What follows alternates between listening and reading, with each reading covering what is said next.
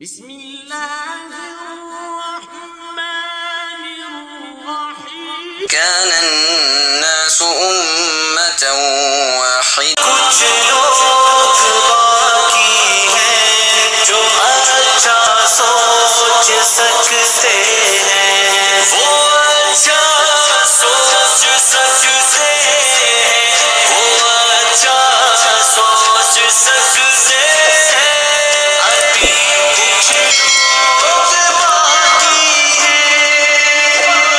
جنگ آزادی کے مشہور و معروف سیاسی و قومی رہنما مہاتما گاندھی کہتے ہیں، اسلام نے تمام دنیا سے خراج تحسین وصول کیا۔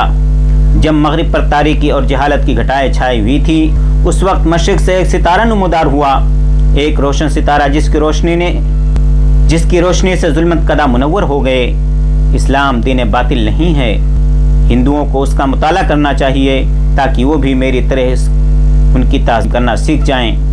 میں یقین سے کہتا ہوں کہ اسلام نے بزور شمشیر سرفرازی اور بلندی حاصل نہیں کی، بلکہ اس کی بنیاد ہی خود کا خلوص، خودی پر کا غلبہ، وعدوں کا پاس و لحاظ،